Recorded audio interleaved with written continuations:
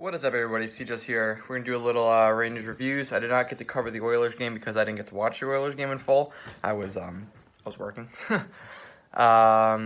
did I do the Oilers? I don't remember. I might have covered the Oilers game. I didn't get to watch the whole thing. I have no idea. I'm getting old. I forget things.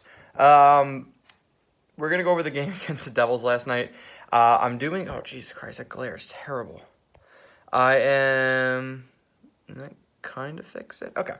I'm having to work off my school laptop right now because my at-home computer has decided that it does not want to work at the moment, and it's just, I don't know. The charger won't charge it. I have no idea. I don't know. I'm not a tech guy. I'm not going to pretend I am one either. We lost 2 games in a row. Before I give my opinion on anything, let's do the stats. They outshot us 38-31. Georgiev looked shaky a couple times. He had a couple of ridiculous saves, but he looked shaky a couple times.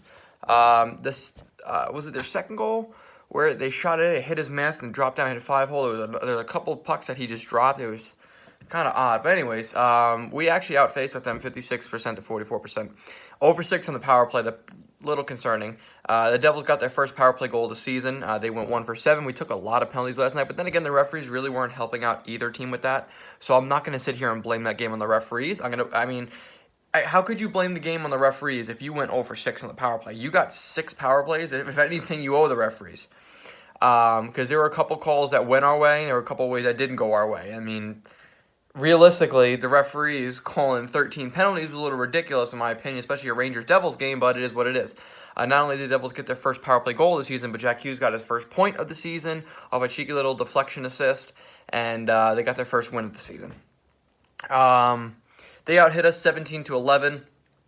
I know people don't like hearing this. It triggers them or whatever. But physicality is still part of the game, and we got bullied last night. We really had no response to any of their physicality, which is a bit of a disappointment considering the fact that we had Brendan Smith and Mark Stoll in the lineup, along with Michael Haley. Greg McKegg was not the most... He's not a fighter, but he should be a physical player considering where he's at in the lineup, and I didn't think he had a bad game, but I think he should have played a little bit harder. Elias Anderson, I think, had a couple hits. Elias Anderson played fine. I think he should be the second-line center next game, considering we don't have a friggin' second-line center. Moving on. Blocks, we had 9, they had 6. Giveaways, we had 7, they had 8. Giveaways really weren't an issue for either team last night. Not a lot of turnovers. We take a look at the ice time allotment by David Quinn. First of all, who that idiot said they sat Lemieux as a coach's decision. Not precautionary because he had the flu away, because it was a coach's decision. They wanted to play Michael Haley, which I don't understand. Why would you sit a guy that could do the same thing as Haley with more size, more skill, and just arguably do a better job? Haley played 5 minutes, 39 seconds last night. What was the point? I don't know. Moving on. I'm going to go off on David Quinn a little bit this video. I just have a couple things I want to say. Panarin had 3 takeaways, which I thought Panarin had a good game. It was a shame that his stick broke on Gusev's goal. It was just bad luck, and yeah, it stinks. I thought Panarin had a good game, but that first line, I don't know if I've said it yet on camera, but I was saying a couple friends who we were watching a game, maybe the second game of the season when we were playing Florida. Who did we light up? When we lit up Ottawa. When I was in Florida, and I was saying, I mean, this is fun, but how long is this going to last as a one-trick pony? Not that first line's not good. I mean, the first line's friggin' phenomenal, and I hope they keep Buchnevich on that line. But the issue that we're seeing is that once that first line shut down, what do we have left? You know, that goal that Jesper Foss scored, it sure was a depth goal, but I don't know how often we're going to see that this season. I don't know. I mean, things have time to like settle. Players are going to progress. Lines are going to get more chemistry. This, that, and the other thing. But if the Rangers really want to be a playoff team this year, they're going to have to rely almost all their. I would say about 60% of their offense is going to have to go to that top line. So 25% of your forwards or 25% of your forward core is going to have to count for 60% of your scoring, which honestly is not. I mean, maybe in that context, it doesn't sound too bad, considering they're the first line. But if you look at teams that win a lot, like the Pittsburgh Penguins, I mean, their first 2 lines, or maybe even their first 3 lines, account for like 75-80% of their scoring, not just the first line and Sidney Crosby.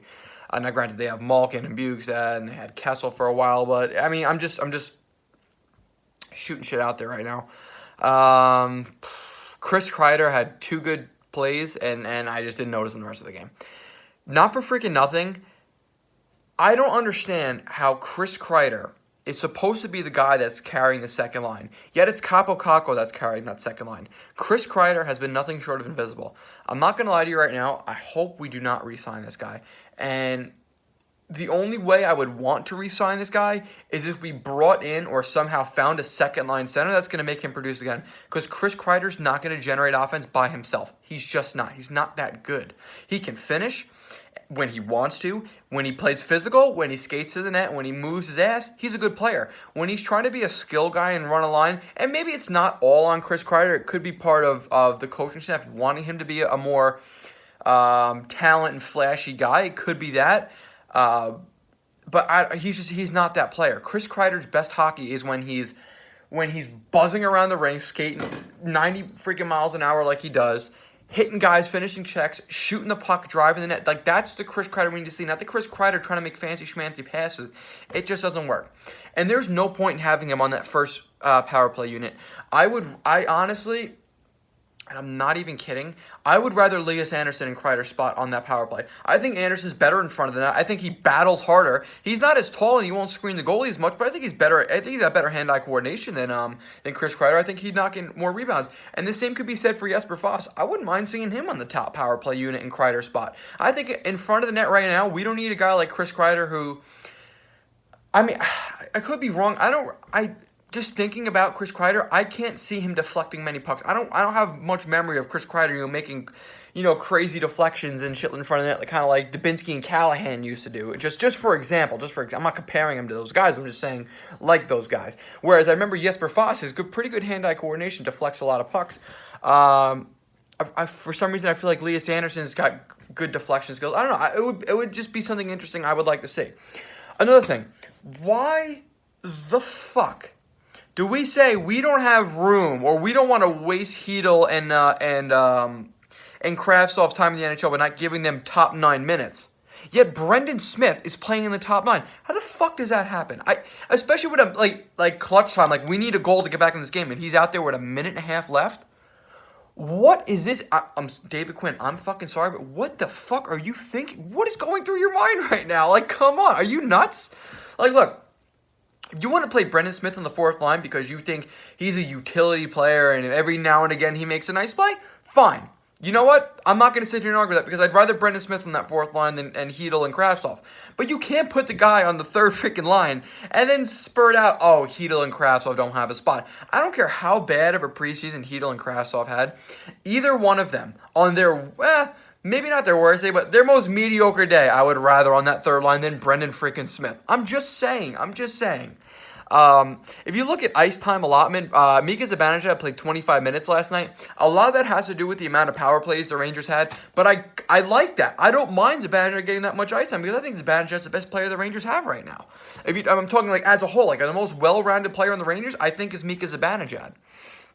I saw a couple people criticizing having Jacob Trouba on the top power play unit. I don't mind Trouba being on the top power play unit, and the reason I see that is because the way the Rangers set up, I mean, it's, what is it called? I call it a house because it's a shape it makes. I don't know why I called it like that when I was a kid. You get, basically 2 low, 2 medium high, and then you get him at the top. Maybe, is that called the pyramid? I don't fucking know. But basically having Trouba right dead center facing the goalie, that's the hardest slap shot on the team. That's the guy that's going to shoot the puck. If people get in front of it and block it, it's going to hurt them. They won't do it the next time. And if it gets through, it's going to generate a rebound or he's going to score. The first game of the season when he wired one that went top shelf, that was disgusting. I like Trouba on that top power play unit, and I don't think that's something that should change. As good as Adam Fox and Tony DeAngelo are at moving the puck, they don't have a hard enough shot, I think, at the moment to justify being on that top unit in Trouba's spot. I like Trouba on the top power play unit, and I don't think we should change that. And something I'll give to Quinn's credit that I wouldn't have against Edmonton is that he used Trouba more than he did against Edmonton. I don't understand the matchups. Why was our fourth line and third line out there against the Devils and Oilers top lines? How does that make sense? At least against the Devils, we had Trouba. We had Trouba's pair out there against the top line most of the time. But I don't understand, like, how, like, what is Michael Haley and Brendan Smith and Ryan Schrom gonna do against Jack Hughes and Taylor Hall and Kyle Palmieri? What are they gonna do? Like, they're not gonna catch them. Certainly not gonna catch them. They're not gonna knock them off the puck. I just don't understand. It's stupid. It's stupid. I would rather Zibanejad Panarin's line match up against any other team's top line, because at least. Well, I'll put it to you like this. I think the best defense is a good offense. Because if you're controlling the puck, the other team's not. And it's a waste of a shift for them. If Zibanejad and Panarin are controlling the puck, then Taylor Hall and Jack Hughes aren't. And that's the majority of the New Jersey Devils scoring scares for another team. Nothing against Miles Wood and Blake Coleman. I mean, I think those guys are two really good gritty players that are going to knock in some rebounds and play good hockey. But the line you're really worried about is the line that Taylor Hall and Jack Hughes run. And I think having your top line against their top line is a little bit more effective than having your third line that is a glorified fourth line, as it is, against just absolute ringers. It just doesn't make sense to me. Defensively, the ice time was relatively even throughout the lineup. The only person that really got the short on the stick was Libor Hayek. I thought Libor Hayek played decent in the time that he had, but I don't know. If you want to talk about plus minus, though, Brendan Smith was a -2. What a freaking surprise! I don't understand it. I really don't. Mark Stoll had 3 giveaways. Excuse me. Mark Stoll had a couple of really good plays last night, but he had a couple times where it's like, what the fuck's happening? Like, the second you give this guy credit, he's just like, nope, I'm taking that credit right back. And then he just eats ass again. He's got to just settle his game down, play a defensive game, and he'll be a fine defenseman. He won't be a $5.7 million defenseman ever again, but at least he'll be a quality 5th, 6th defenseman, which is kind of just what we need from him at this point, because we have the young guys that are going to take the 1, 2, 3, 4 spot anyway. So we don't need him to be a stud. We just need him to be sound. And last night he was not sound. What else? Well, if you I don't think there's anything else I really need to dive into right now. I kind of covered everything I wanted to. Yeah, I mean, there's not really much else to say. We just did not play our game. And David Quinn, dude, you gotta cut the shit with the benching of the guys now. Like, this is enough. Like, you learned your lesson. Like, we lost to a team we should have beaten. It's nothing against the New Jersey Devils, but we should have beat them, especially since they didn't have Nico Hischier in the lineup. Like, their first line center was out of the lineup, and we still lost to them 5-2. Quinn, you got to figure this shit out. You got to figure out the fucking line deployment, because it's getting very frustrating. Even though I know this season, that's supposed to be a winning season, but as a fan, you still want to see your team win. And part of seeing your team win is having the correct matchups against other teams' top and bottom lines. It just, we got to figure out some middle ground here. Let's shake up the lines a little bit. Let's Howden didn't do bad on the second line, but give Elias Anderson a shot. That guy's freaking earned his stripes. I know Quinn said, Anderson's got to earn his time. He earned his time since the first game of the season, since the freaking preseason. The kid's been playing hard, playing his heart out, and doing a pretty good job.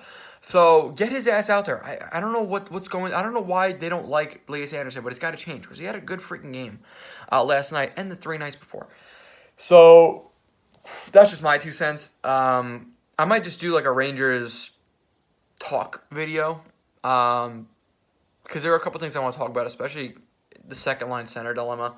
But we'll figure that out. Until then, comment down below your thoughts on this. Your guys' thoughts on this game. We have another game tonight against Washington. I will be working during the game, so I'll be able to see bits and pieces of it, but I will not see the game in full.